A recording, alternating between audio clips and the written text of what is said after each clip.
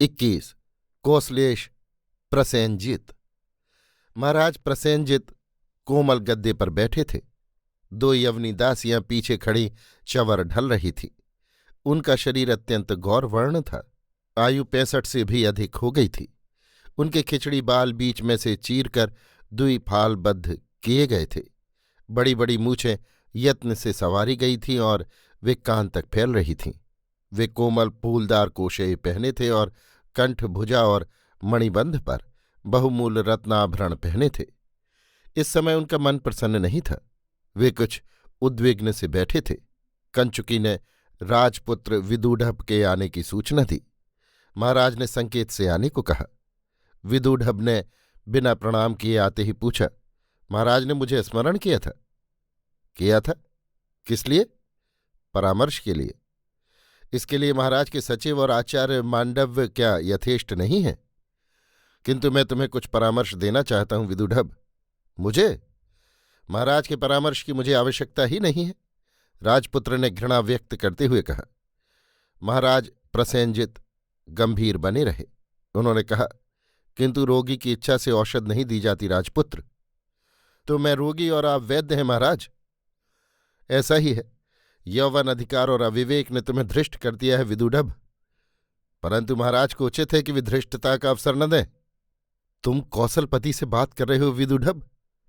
आप कौशल के भावी अधिपति से बात कर रहे हैं महाराज।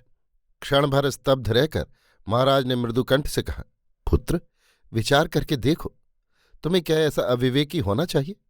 मैं कहता हूं, तुमने मेरी आज्ञा बिना शाक्यों पर सैन्य क्यों भेजी है? मैं कपिलवस्तु को निशाक्य करूंगा, ये मेरा प्रण है। किस लिए सुनूं तो? आपके पाप के लिए महाराज। मेरा पाप? धृष्ट लड़के, तू सावधानी से बोल। मुझे सावधान करने की कोई आवश्यकता नहीं है महाराज। मैं आपके पाप के कलंक को शाक्यों के गर्म रक्त से धोऊंगा। मेरा पाप कह तो? कहता हूं सुनिए, परंतु आपके पापों का अंत नहीं है। एक ही कहता हूं कि आपने मुझे दासी से क्यों उत्पन्न किया? क्या मुझे जीवन नहीं प्राप्त हुआ? क्या मैं समाज में पद प्रतिष्ठा के योग्य नहीं? किसने तेरा मान भंग किया? आपने शाक्यों के यहां किस लिए भेजा था? शाक्य अपने करद हैं। पश्चिम में वत्सराज उदयन कौशल पर सेना तैयार कर रहा है। पूर्व में मगध सम्राट बिंबसार, वैशाली के लिच्छवी अलग खार खाए बैठे हैं। ऐसी अवस्था में शाक्यों का प्रेम और सहाय प्राप्त करना था। इसीलिए और किसी को न भेजकर कपिलवस्तु तुझे ही भेजा था।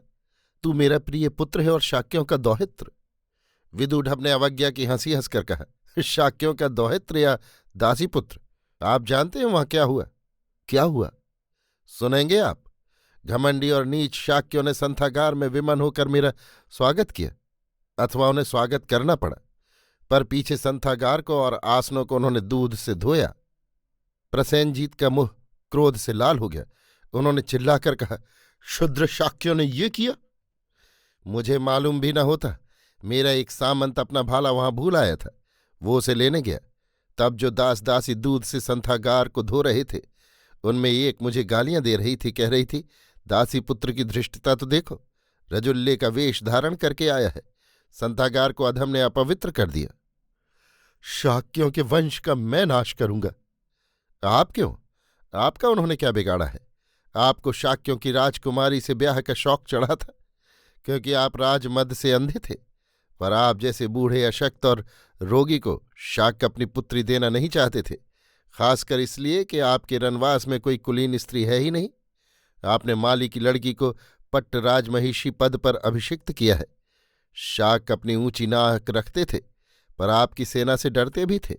उन्होंने दासी की लड़की से आपका ब्याह कर दिया। ये शाक्यों का भयानक छल था, किंतु पाप तो नहीं जैसा कि आपने किया। उसी दासी में इंद्रिय वासना के वशीभूत हो आपने मुझे पैदा किया। आप में साहस नहीं कि मुझे आप अपना पुत्र और युवराज घोषित करें। ये आर्यों की पुरानी नीचता है। सभी धूर्त काम कार्य अपनी काम वासना पूर्ति के लिए इतर जातियों की स्त्रियों के रेवड़ों को घर में भर रखते हैं। लालच लोभ देकर कुमारियों को खरीद लेना, छल बल से उन्हें वश कर लेना, रोती कलपती कन्याओं को बलात् हरण करना, मूर्छिता मद बेहोशों का कौमार्य भंग करना, ये सब धूर्तार्यों ने विवाहों में सम्मिलित कर लिया है। फिर बिना ही विवाह के दासी रखने में भी बाधा नहीं। आप क्षत्रिय लोग लड़कर, जीतकर, खरीदकर खिराज के रूप में देश भर की सुंदरी कुमारियों को एकत्रित करते हैं, और ये कायर पाजी ब्राह्मण पुरोहित आपके लिए यज्ञ पाखंड करके दान और दक्षिणा में इन स्त्रियों से उत्पन्न राजकुमारियों और दासियों को बटोरते हैं। ऐसे धूर्त हैं आप आर्य लोग। उस दिन वेदेहराज ने परिषद बुलाई थी। एक बूढ़े ब्राह्मण को 1000 गायों की सींगों में मोहरें बांधकर और 200 दासियां स्वर्ण आभरण पहनाकर दान कर दी। वो नीच ब्राह्मण गायों को बेचकर स्वर्ण घर ले गया, पर दासियों को संग ले गया। वे सब तरुणी और सुंदरी थीं। फिर क्या उन स्त्रियों की संतान न होगी? उन्हें आपार्यों ने मजे में वर्ण संकर घोषित कर दिया, उनकी जाति और श्रेणी अलग कर दी। ऐसा ही वर्ण संकर मैं भी हूं, दासी पुत्र हूं। मेरे पैर रखने से शाक्यों का संथागार अपवित्र होता है, और मेरे जन्म लेने से कौशल राजवंश कलंकित होता है। महाराज, मैं ये सह नहीं सकता। मैं शाक्य वंश का नाश करूंगा और इसी तलवार के बल पर कौशल के सिंहासन पर आसीन होऊंगा। अब आर्यों के दिन गए, पाखंडी ब्राह्मणों की भी समाप्ति आई। आज आर्यावर्त में नाम के आर्य राज्य रह गए हैं। सभी राज्य हम लोगों ने, जिन्हें आप घृणा से वर्ण संकर कहते हैं, अधिकृत कर दिए हैं। मैं कौशल, काशी, शाक्य और मगध राज्य को भी आक्रांत करूं तो ही असल दासी पुत्र विदूढ़भ। प्रसेनजित के हाथ की तलवार नीची हो गई, उनकी गर्दन भी झुक गई। उन्होंने धीमे स्वर से कहा, किंतु विदूढ़भ राजपुत्र, ये तो परंपरा है, कुछ मेरे बस की बात नहीं। तुम्हें सभी तो राजोचित भोग प्राप्त हैं। अवश्य है महाराज, केवल सामाजिक सम्मान नहीं प्राप्त है। आपका औरस पुत्र होने पर भी कौशल की गद्दी का अधिकार नहीं प्राप्त है। वही मैं छल, बल और कौशल से प्राप्त करूंगा। प्रसेनजित क्रोध से तनकर गद्दी पर बैठ गए। उन्होंने कहा, विदूढ़भ, ये राजद्रोह है। मैं राजद्रोही हूं महाराज? इसका दंड प्राणदंड है। जानते हो, राजधर्म कठोर है, आत्मसम्मान उससे भी कठोर है महाराज। पर ये व्यक्तिक आंख है। हम सब दासी पुत्र, वर्ण संकर बंधु, जो आप कुलीन किंतु कदाचारी आर्यों से घृणा करते हैं, उसे सार्वजनिक बनाएंगे। हम आर्यों के समस्त अधिकार, समस्त राज्य, समस्त सत्ताएं छीन लेंगे। मैं तुम्हें बंदी करने की आज्ञा देता हूं। कोई है? राजा ने दस्तक दी। 2 यवनी प्रहरिकाएं खड्ग लिए आ उपस्थित हुईं। विदूढ़भ ने खड्ग ऊंचा करके कहा, और मैं अभी आपका सिर धड़ से जुदा करता हूं।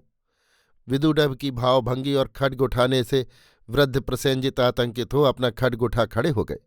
अकस्मात विदूढ़भ का खड्ग झरने से उसके हाथ से छूटकर दूर जा गिरा। प्रसेनजित ने आश्चर्यचकित हो आगंतुक की ओर देखकर कहा, ये किसका उपकार मुझ पर हुआ? कुशीनारा के मल्ल बंधुल का। महाक्षत्रप कौशल्य हिरण्याब ने पीछे से आगे बढ़कर कहा। प्रसेनजित ने दोनों हाथ फैलाकर कहा, क्या मेरा मित्र बंधुल मल्ल आया है? महाराज की जय हो। मुझे हर्ष है महाराज, मैं ठीक समय पर आ पहुंचा। बंधुल ने आगे बढ़कर कहा, निश्चय, नहीं तो ये दासी पुत्र मेरा हनन कर चुका था। क्षत्रप हिरण्याब, इसे बंदी कर लो। बंधुल ने कहा, महाराज प्रसन्न हो, इस बार राजपुत्र को क्षमा कर दिया जाए। मैं समझता हूं वे अपने अविवेक को समझ लेंगे।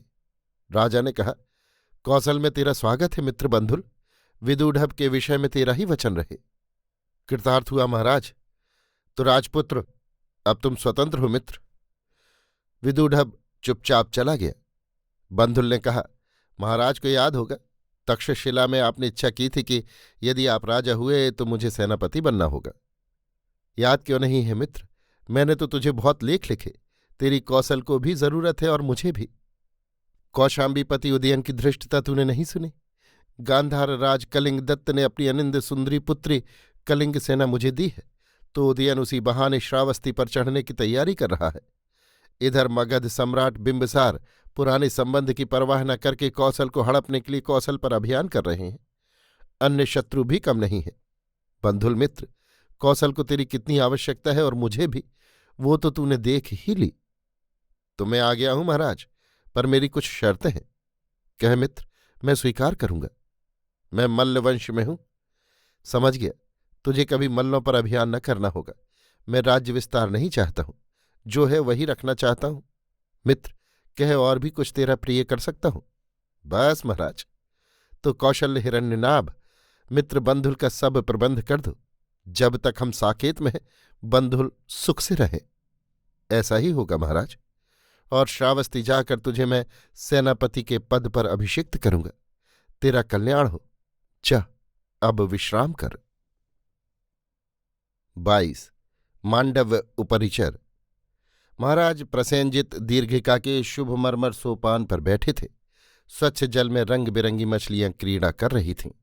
प्रभात का सुखद समीर नए पत्तों से लदे वृक्षों को मंद मंद हिला रहा था। बड़ा ही मनोहर वसंत का प्रभात था वो। महाराज की आंखें उनींदी और शरीर अलस हो रहा था। वे चुपचाप बैठे जल की तरंगों को देख रहे थे। एक वेत्रवती ने निवेदन किया, आचार्य मांडव्य उपरिचर आए हैं, यहीं ले आओ उन्हें। मांडव्य आचार्य की आयु का कोई पता ही नहीं लगता था। उनका चेहरा भावहीन, नेत्र अतिरिक्त भ्रमित से, भौहें बहुत बड़ी बड़ी, कान नीचे तक लटके हुए, शरीर रोमश और रंग अति काला था। उनकी कमर पर लाल रंग का कौशेय था। ऊपर की पीठ और वक्ष बिल्कुल खुला था। मस्तक पर रक्त चंदन का लेप और पैरों में मृग चर्म का उपानह था। उनकी दंतावली सुदृढ़ थी। नेत्रों की कोर से कभी कभी चमक निकलती थी। चेहरा अश्मश्रु से भरा था। उनका शरीर लोह निर्मित मालूम होता था। कंठ में स्वच्छ जनेऊ था। हाथ में एक मोटा दंड था। चलने का ढंग मतवालों जैसा था। उन्होंने कर्कश वाणी से हाथ उठाकर महाराज को आशीर्वाद दिया। आचार्य, मैं बड़ी देर से आपकी प्रतीक्षा कर रहा हूं। किस लिए महाराज? रात को सुखद नींद आती है ना? आचार्य, रात की बात क्या कहते हैं, जीवन अब घिस्सा गया है। सोचता हूं कुछ परलोक चिंतन करूं। महाराज की बातें? लोक परलोक, सुख दुख, पाप पुण्य, आचार दुराचार, देव देवता, ये सब तो बाल कल्पनाएं हैं राजन। क्या आप भी उस मूर्ख प्रवाहण की मुक्ति, पुनर्जन्म और आत्मा के मायाजाल में फंसे हैं? परंतु जीवन तो मिथ्या नहीं है आचार्य। जीवन सत्य है तो फिर नकद छोड़कर उधार के पीछे क्यों दौड़ते हैं? अरे आचार्य, नकद सामने रहते जो टुकुर टुकुर ताकना पड़ता है सो। आचार्य हंसकर वहीं शिलाखंड पर बैठ गए। उन्होंने कहा, क्या यहां तक महाराज? सत्य ही आचार्य, नग्न रूप और यौवन भी मेरे गलित काम को नहीं जगाता। पुराण द्राक्षा की सुवास अब नेत्रों में रक्त आभा नहीं प्रकट कर सकती। कभी उसके रंग में जगत रंगीला दिखता था। तब महाराज सिद्धि योगी हो गए प्रतीत होते हैं। योगी को फिर देश विदेश से लाई सुंदरियों का क्या लाभ है? बांट दीजिए महाराज, तरुणों को उनकी आवश्यकता है। एक यज्ञ रचकर सुपात्र ऋत्विज ब्राह्मणों को उन्हें दान दीजिए। किंतु ये स्वार्थी लोलो ब्राह्मण इधर सुंदरी दासियों को ले जाते हैं, उधर उनके रत्नाभरण उतारकर 5-5 निष्क में बूढ़ों को बेच देते हैं। इनमें बूढ़ों का प्रत्युपकार भी तो होता है महाराज। उन्हें तरुणियों की अत्यधिक आवश्यकता है। फिर इस बूढ़े की ओर आचार्य क्यों नहीं ध्यान देते? क्या आपको विदित नहीं कि गांधार कन्या कलिंग सेना अंतःपुर में आ रही है? आपकी अमोघ रसायन विद्या किस काम आएगी? क्यों, क्या तक्षशिला के उस तरुण मागध वैद्य का वाजीकरण व्यर्थ गया? जीवक कौमार भृत की बात कहते हैं आचार्य। यही तो उसका नाम है। बिल्कुल व्यर्थ आचार्य। सुना था वो तक्षशिला से चिकित्सा में पारंगत होकर आया है। मैंने बड़ी आशा की थी, परंतु अब बिल्कुल आशा नहीं रही महाराज। आचार्य पाद जब तक हैं तब तक तो आशा है। मुनि बृहस्पति के फिर आप शिष्य कैसे? तब ये लीजिए महाराज, रसायन देता हूं। ये कहकर एक छोटा सा बिल्व फल आचार्य ने महाराज के हाथ पर रखकर कहा, इसमें एक ही मात्रा रसायन है। ये देह सिद्धि तथा लोह सिद्धि दोनों ही कार्य करेगी। इससे चाहे तो सामने के संपूर्ण पर्वत को स्वर्ण का बना ले महाराज, चाहे अपने इस गलित वृद्ध शरीर को वज्र के समान दृढ़ बना ले और स्वच्छंद नव विकसित अनिंद गांधार पुत्री के सौंदर्य का आनंद लूटें। आचार्य का बड़ा अनुग्रह है। स्वर्ण राशि की मेरे कोष में कमी नहीं। ये देह उपलब्ध सुख साधनों के भोगने में समर्थ हो, यही चाहता हूं। तो राजन, चिरकाल तक उन सुख साधनों का भोग कीजिए। मैं आशीर्वाद देता हूं। आचार्य हंसते हुए चले गए। महाराज उत्साहित हो धीरे धीरे 2 युवतियों के कंधों पर हाथ रख महल में लौटे। धूप तेज हो गई थी। 23 जीवक कौमार्य भृत्य। तुम ही वो वैद्य हो? वैद्य तो मैं हूं, परंतु वो हूं या नहीं, नहीं कह सकता। कहाँ के? राजगृह का हूं, पर शिक्षा तक्षशिला में पाई है। आचार्य आत्रेय के शिष्य तुम ही हो? मैं ही हूं। तब ठीक। राजकुमार विदूढ़ ने थोड़ा नम्र होकर कहा, बैठ जाओ मित्र। युवक वैद्य चुपचाप बैठ गया। उसकी आयु कोई 26 वर्ष की थी। उसका रंग गौर, नेत्र काले उज्ज्वल, माथा चौड़ा, बाल सघन काले और चिबुक मोटी थी।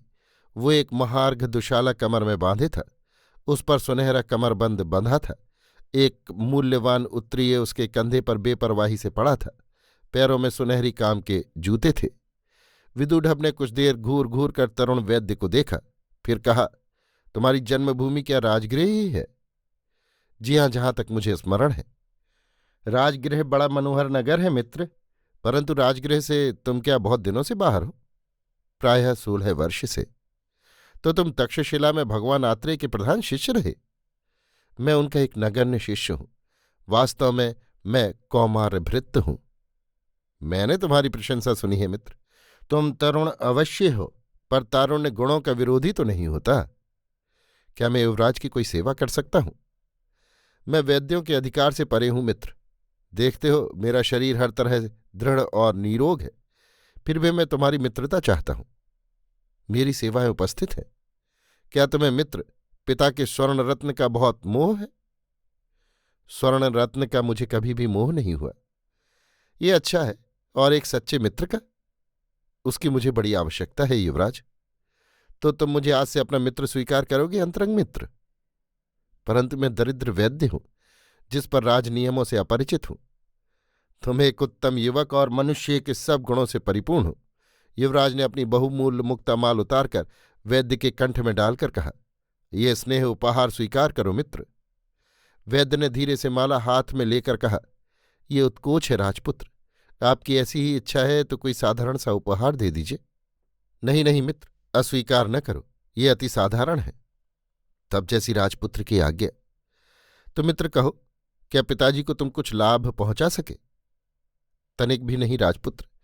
मैंने उनसे प्रथम ही कह दिया था कि उनकी यौवन ग्रंथियां और चुल्लक ग्रंथियां निष्क्रिय हो गई हैं। हृदय पर बहुत मेद चढ़ गया है। यदि वे कोई बाजीकरण सेवन करेंगे तो उनके जीवन नाश का भय हो जाएगा। फिर भी उन्होंने बाजीकरण भक्षण किया 3 बार राजपुत्र, और 3 बार निष्फल। ये तो होना ही था। औषध केवल शरीर यंत्र ही को तो क्रियाशील करती है और इंद्रिय व्यापार उसी से चलता है। इस प्राकृतिक नियम का क्या किया जाए? वास्तव में आचार्य मांडव्य ने पिताजी को कामुक और अंधा बना रखा है, परंतु क्या आचार्य के इस रसायन में कुछ तत्व है? मैंने उसका अध्ययन नहीं किया राजपुत्र, परंतु रसायन तत्व सत्य है। आचार्य मांडव्य मुनि बृहस्पति के शिष्य हैं, जिनका चार्वाक मत आजकल खूब प्रचार पर है। उनका तो ये सिद्धांत ही है कि शरीर को कष्ट मत दो। भाग्य नहीं, पुरुषार्थ ही मुख्य है। अपने पर निर्भर रहो।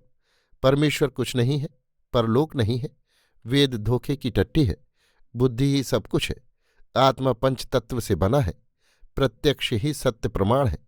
वो गौतम के न्याय का भी विरोध करते हैं और ब्राह्मणों के यज्ञों का भी। शूद्र और शंकर सभी ने उनके मत को पसंद किया है। इससे ब्राह्मणों का प्रभुत्व तो नष्ट हुआ है, पर अनाचार बहुत बढ़ा है। इन वंचक कार्यों को भी तो इससे बहुत सहारा मिला है। अब वे खुल्लम खुल्ला दासियों और रखेलियों को भेड़ बकरियों की रेवड़ की भांति अंतःपुर में भेज रहे हैं और उनकी संतानों को कुत्तों और जानवरों की भांति समाज और संगठन से च्युत कर संकर बना देते हैं।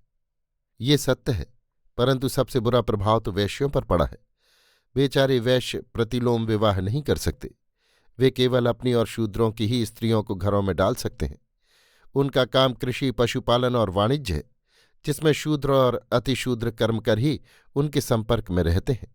अतः उन्हीं में उनका रक्त मिल जाने से वे आर्यों से अतिहीन, कुरूप और कुत्सित होते जा रहे हैं। परंतु इसका उपाय ही क्या है जब तक कार्यों का समूल उच्छेद न हो?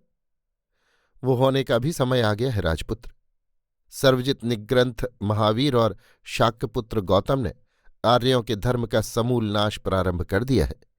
उन्होंने नया धर्मचक्र प्रवर्तन किया है, जहां वेद नहीं है, वेद का कर्ता ईश्वर नहीं है, बड़ी बड़ी दक्षिणा लेकर राजाओं के पापों का समर्थन करने वाले ब्राह्मण नहीं हैं, ब्रह्म और आत्मा का पाखंड नहीं है। उन्होंने जीवन का सत्य देखा है, वे इसी लोक में प्रचार कर रहे हैं। उधर अनार, अर्शुग्रीव और हिरण्यकशिपु ने वेद पढ़ना, सुनना और यज्ञ करना अपराध घोषित कर दिया है। उसके लिए प्राणदंड नियत है। जितनी जल्दी आर्यों का नाश हो उतना ही अच्छा है वैद्यराज। बेचारे शूद्रों को भारी विपत्ति का सामना करना पड़ रहा है। वो क्यों? उन्हें उच्च वर्ण की स्त्री लेने का अधिकार नहीं। उनकी युवती और सुंदरी कन्याओं को ये आर्य युवा होने से प्रथम ही या तो खरीद लेते हैं या हरण कर लेते हैं, और वे द्रवणों, दस्युओं तथा असुरों से स्त्रियां जैसे तैसे जुटा पाते हैं। आर्यों के घरों में जहां स्त्रियों की फौज भरी रहती है, वहां उन बेचारों के अनेक तरुण कुमार ही रह जाते हैं। इन्हें आजीवन स्त्री नहीं मिलती। एक एक स्त्री के लिए वे खून खराबी तक करते हैं। किंतु मित्र, क्या आर्यों का नाश होने पर कोई महाअनिष्ट आ खड़ा होगा? कुछ भी नहीं मित्र। आर्यत्व का घमंड ही थोथा है। रक्त की शुद्धता का तो पाखंड ही पाखंड है। दस्यु और शूद्र पर्यंत रक्त उनकी नाड़ियों में है। फिर जिन्हें वे अनार्य या संकर कहते हैं, उनमें उन्हीं का तो रक्त है। वास्तव में विश्व के मनुष्यों की एक ही सार्वभौम जाति होनी चाहिए। किंतु मित्र, शताब्दियों से रूढ़िबद्ध ये आर्य केवल वर्णों ही में बद्ध नहीं, इस ब्राह्मणत्व और राजत्व में बड़ी भारी भोग लिप्सा भी है। ऐसा तो है ही राजपुत्र। इसी से तथागत ने इस वर्ण व्यवस्था की जड़ पर प्रथम कुठाराघात किया है। उन्होंने लोहे के खड्ग से नहीं, ज्ञान, तर्क और सत्य के खड्ग से ब्राह्मणों और क्षत्रों के संपूर्ण मायाजाल को छिन्न भिन्न कर दिया है। आप देखते नहीं कि देश के बाहर से आए हुए जिन यवन, शक, गुर्जर और आभीरों को ये ब्राह्मण म्लेच्छ कहकर घृणा करते थे, उन्हें ही तथागत ने अपने संघ शासन में ले लिया है और उन्हें मनुष्यता के अधिकार दिए हैं। तुम देखोगे कि बहुत शीघ्र ही भारत से जाति भेद और ऊंच नीच के भेद मिट जाएंगे। तथागत को जाति वर्ण भेद उठाते देख ब्राह्मणों ने अब वर्ण बहिष्कृत लोगों को ऊंचे ऊंचे वर्ण देने शुरू कर दिए हैं। पर अब इस फंदे से क्या? विदुढ़ कुछ देर सोचते रहे। तरुण वैद्य ने कहा, आप विचार तो कीजिए कि किस भांति इन लालची ब्राह्मणों ने अपने को राजाओं के हाथ बेच रखा है। एक दिन था मित्र, मैं भी इस वर्ण व्यवस्था के मायाजाल में था, जब मैं उज्जैनी में वेद, व्याकरण, निरुक्त और काव्य पढ़ रहा था। अपने सहपाठी नागरों और योधेयों को झुझार और विष कहकर ब्राह्मण बटुक चढ़ाया करते थे। पर जब मैंने भरुकच्छ में जाकर असली समृद्धि यवनों और उनके वैभव को देखा, लाट, सौराष्ट्र और उज्जैनी के शक, आभीर महाक्षत्रपों के वैभव और शौर्य को देखा, पक्व नारंगी के समान गालों वाले, शिमश्रुहीन मुख और गोल गोल आंखों वाले निर्बुद्धि किंतु दुर्धुर्ष हूणों को देखा, तो मुझ पर इन आर्यों के आधार रूप ब्राह्मणों और उनके हथियार वेदों तथा क्षत्रियों और उनके हथियार पुनर्जन्म और ब्रह्म की कलई खुल गई, जो शताब्दियों तक मूर्ख जनता को शांत और निरुपाय अनुगत बनाने का एकमात्र उपाय था। इसी कौशल में देखो मित्र, एक ओर ये सेठियों की और महाराजों की गगनचुंबी अट्टालिकाएं हैं, जो स्वर्ण, रत्न और सुखद साजों से भरी पूरी हैं। दूसरी ओर वे निरीह और कर्मकर शिल्पी और कृषक हैं, जो अति दीनहीन हैं। क्या इन असंख्य प्रतिभाशाली परिश्रमी जनों की भयानक दरिद्रता का कारण ये इंद्रभवन तुल्य प्रासाद नहीं है? कौशल में भी देखा गया है और मगध साम्राज्य में भी देखा है। नगरों में, निगमों में, गांवों में भी चतुर शिल्पी भांति भांति की वस्तुएं तैयार करते। तंतुवाय, स्वर्णकार, ताम्रकार, लोहकार, रथकार, रथपति, इन सभी के हस्त कौशल से ये प्रासाद बनते हैं। परंतु उनके हाथ से बना ये संपूर्ण अलौकिक पदार्थ तैयार होते ही उनके हाथ से निकलकर इन्हीं राजाओं, उनके सामंतों, सेठियों एवं ब्राह्मणों के हाथ में पहुंच जाते हैं। उनके लिए वे सपने की माया है। वे सब तैयार वस्तुएं गांवों से, निगमों से, नगरों में, वहां से पन्यागारों में, सौधों और प्रासादों में संचित हो जाती हैं। उनका बहुत सा भाग पारस और मिश्र को चला जाता है। बहुत सा ताम्रलिप्ति, सुवर्ण द्वीप पहुंच जाता है। और उससे लाभ किनको? इन राजाओं को, जो भारी कर लेते हैं, या उन सेठियों को, जो इन गरीबों की असहाय अवस्था से पूरा लाभ उठाते हैं, या इन ब्राह्मणों को, जिन्हें सर्वश्रेष्ठ वस्तु दान करना ये मूर्ख राजा अपना सबसे बड़ा पुण्य समझते हैं। युवराज की आंखें चमकने लगीं। उसने कहा, तुम एक रहस्य पर पहुंच गए हो मित्र। तुम्हारी मित्रता पाकर मैं कृतार्थ हुआ हूं। मित्र, एक बार मैं तथागत गौतम को देखना चाहता हूं।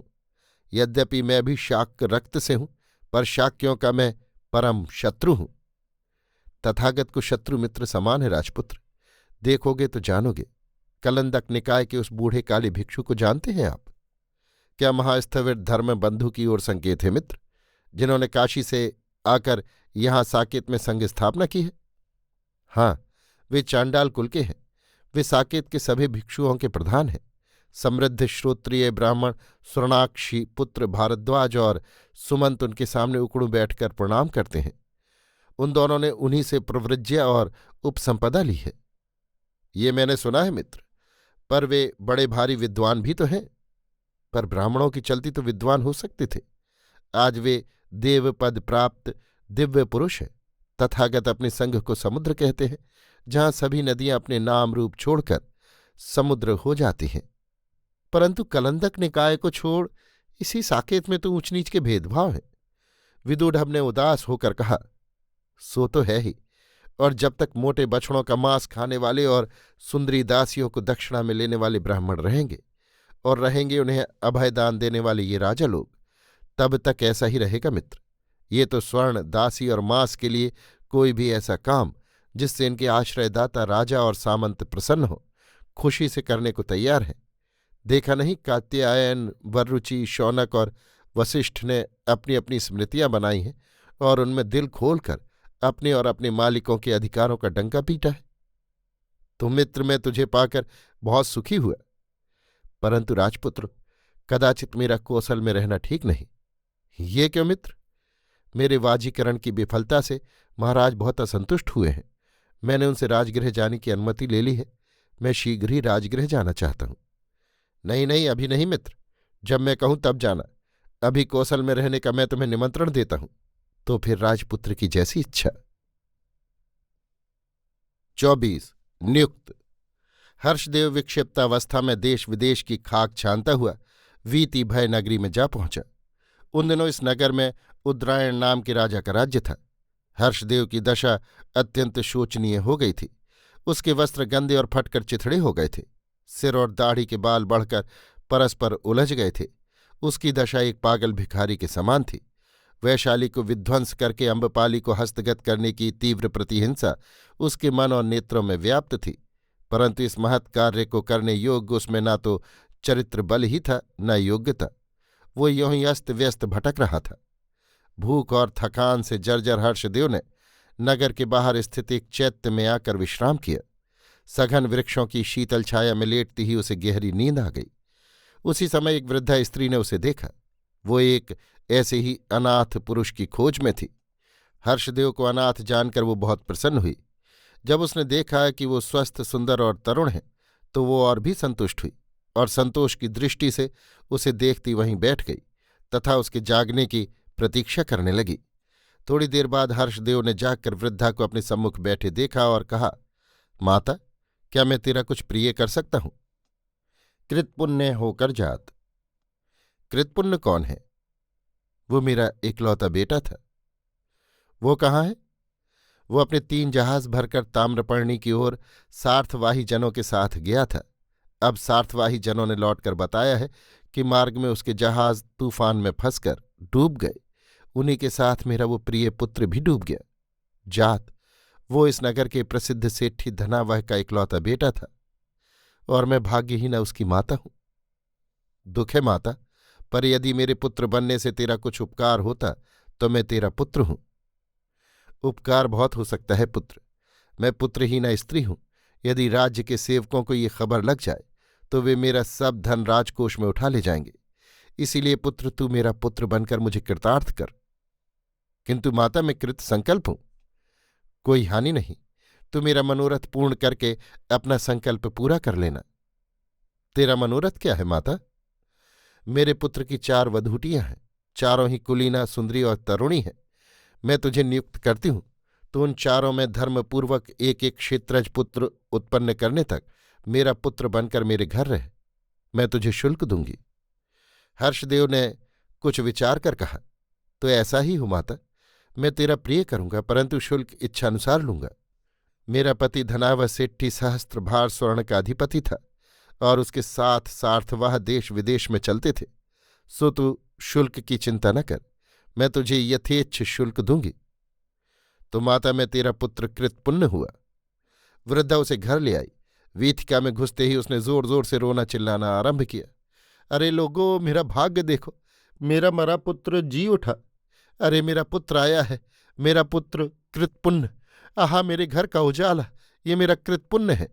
बुढ़िया का रोना चिल्लाना सुनकर गली मोहल्ले के बहुत जन, स्त्री पुरुष एकत्र हो गए।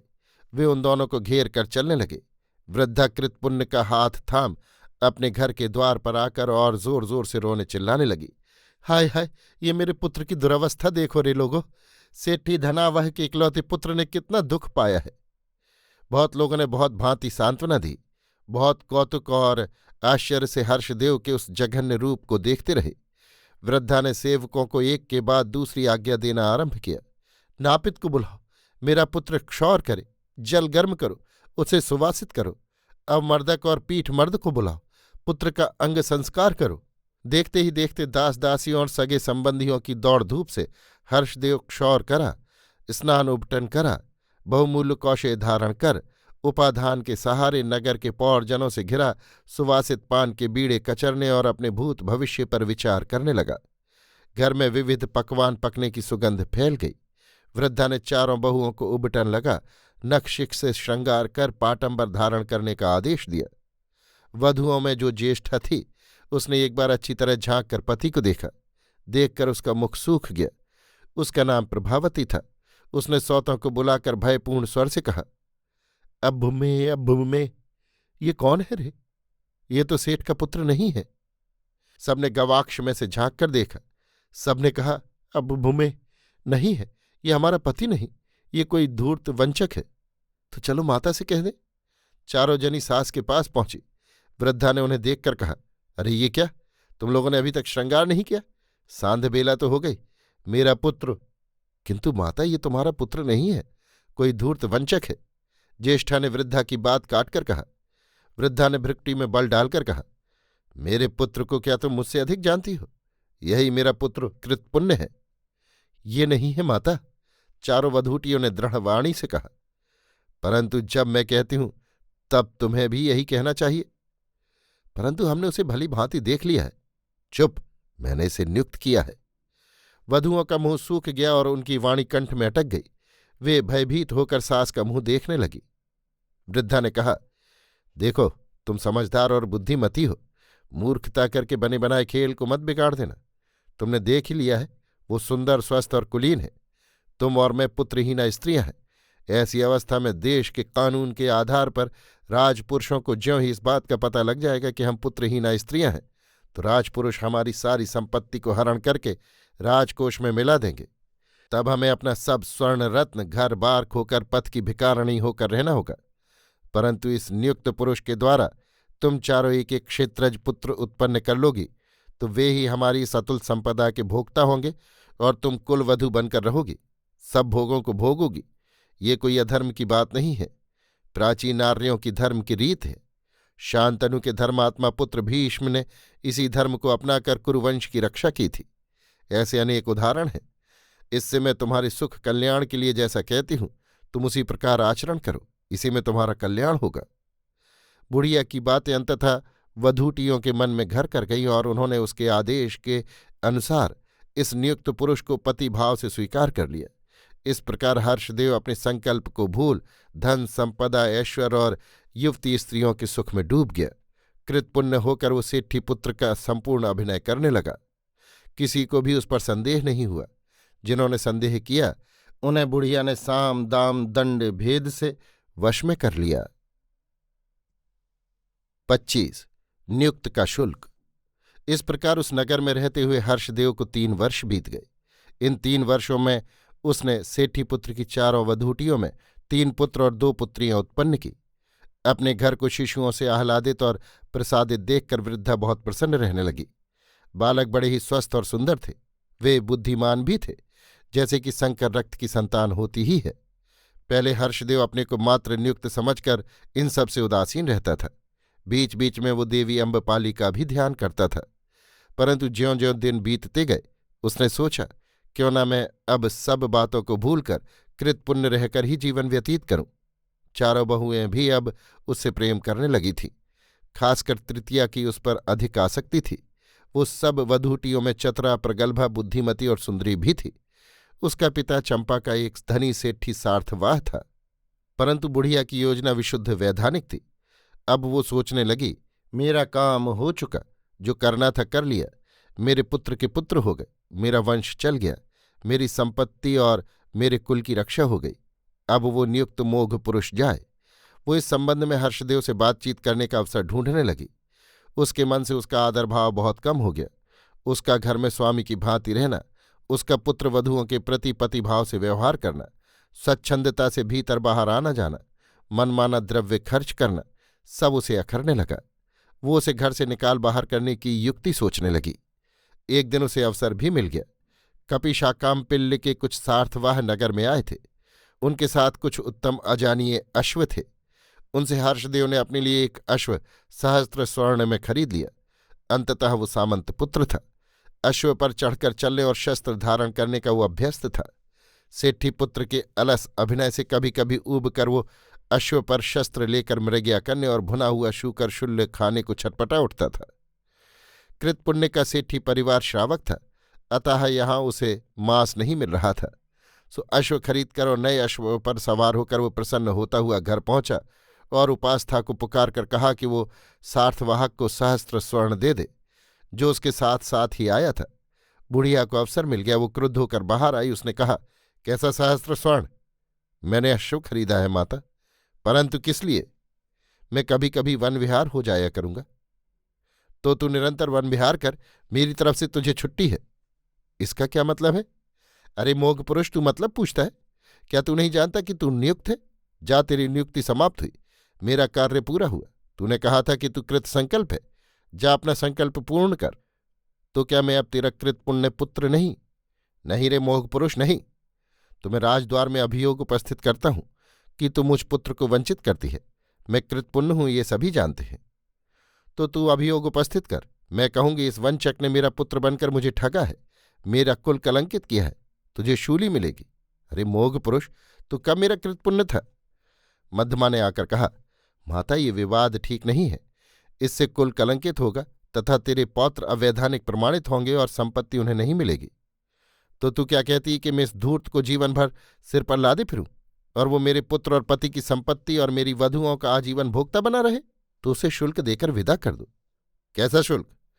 हर्षदेव ने क्रुद्ध होकर कहा, क्या तूने शुल्क देने का वचन नहीं दिया था? पर तूने खाया पिया भी तो है। अरे भिक्षुक मोघ पुरुष, स्मरण कर उस दिन को जब तू चीथड़े पहने जंगल में भटक रहा था। 3 वर्षों में कितना खाया? अरे पेटू, तने हिसाब तो लगा। हरी कृत्या, तू अब मेरा पेट नापती है? नहीं जानती मैं सामंत हूं, अभी खड्ग से तेरा शिरच्छेद करूंगा। हर्षदेव क्रुद्ध होकर खड्ग निकालने लगा। बुढ़िया डर गई। वो जोर जोर से रोने लगी। मध्यमा ने कहा, माता, अभी सब वीथीवासी आ जाएंगे, भेद खुल जाएगा, तेरा कुल दूषित होगा। तो ये मोघ पुरुष अभी मेरे घर से चला जाए।